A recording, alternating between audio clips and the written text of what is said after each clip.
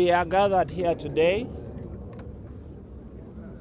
as JKIA family comprising of Kenya Airports Authority employees. We have Swissport Kenya employees. We have Tradewinds Aviation Services employees. We have duty-free shops employees. We have the taxi operators with us. It is an all-inclusive meeting and a process. And the purpose for this meeting is to send a very clear message to Kenyans, the government, and the world that we are not in support of the much hyped JKIA takeover by Kenya Airways. Yes. We are in total opposition to that project. Yes. Yes. The very simple reason is this, that nobody has bothered to engage us, to tell us that there is this intention, there is this process, there is this project. I understand somewhere it is being called Project Simba. Nobody has bothered to engage unions. Nobody has engaged workers. Nobody has engaged the ground handling organizations. And the only information we have came via a small write-up which was released by Kenya Airports Managing Director on 23rd. And the only information here is to give employees 3 options. That one, you will be seconded to a special purpose vehicle for a period of 1 year. That special purpose vehicle will be 100% owned by Kenya Airways. Another option is you will be declared redundant. And we are asking this, that redundancy only arises where a role falls off. Redundancy only arises where a business is doing poorly, that they cannot sustain the wage bill. That is not where KAA is today. And we are saying this. KQ generated a 463-page proposal to Kenya Airports Authority. Why is that document being kept as a top secret? Why? Why? Why? And we want to say this to Andersen. You are not a honest broker in this process. Yes. We understand you have negotiated yourself a position to be a chief operating officer in the new arrangement to be unveiled from 1st of May.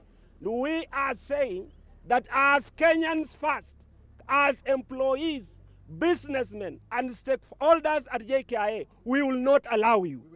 We can't allow you. Why are you keeping it secret? You can't just auction. KAA today has no financial constraints. So what we would urge the government is, if you want to help Kenya Airways PLC, we have no problem. We are in support. We still represent them. Nationalize Kenya Airways. Make it a full government parastatal. Then give it all the support that you want. As it is, the problems at KQ are more of managerial. It's managerial. Today, KQ is complaining of the government policy of allowing competitors direct flights from Doha to Mombasa. There is another one from Rome to Mombasa. It will eat into the traffic that KQ currently enjoys. That is something that the government should correct. But you don't have to kill KAA for you to save Kenya Airways. Yes. You don't have to. Even Ethiopian Airlines. Now, another hype that Kenyans are being told, another lie, is that the model they are trying to come up at JKIA, the JKIA and KQ, is similar to what is happening in the Middle East, with the Emirates, with the Qatar, with the Ethiopian Airlines. That is a complete lie, because Ethiopian Airlines is 100% owned by the state. The airport is 100% owned by the state. The same thing applies to Dubai Airport and Emirates as the airline. The same thing applies to Qatar Airways and Doha at the airport. So we are saying, you want to transfer JKIA, which is a profit-making entity, to KQ. It will generate profits there. KQ is a private entity, so it will make profits out of JKIA. Where will that money end up? Who owns Kenya Airways? Yes. How many Kenyans own planes that are flying with Kenya Airways? This process has all the hallmarks of a scandal. And we want to tell Kenyans that stand with us and let us protect JKIA. Yes. Doesn't mean that we are against KQ. No. We are saying we want both KQ and KAA to succeed. Yes. So as employees, the face of this scandal is one Jonny Andersen. That is the hatchet man. That is the man who is holding the proposal. Yes. That is the man who doesn't want to talk anybody. Yes. Because he thinks as a Mzungu, he comes with superiority. Yes. We are saying, you found this airport here, and you will leave it here. Yes. You found us here, and you will leave us here. Yes. We are not going anywhere. We are determined as a union and the people of Kenya to fight this process. We will fight it here on the ground. We will fight it in the courts. We will fight it at parliament. We will fight it on every forum. Yes. Until Andersen leaves. Yes. In fact, our advice to the government, and today we are releasing a strike notice. Yes. This strike notice is not limited to Kenya Airways.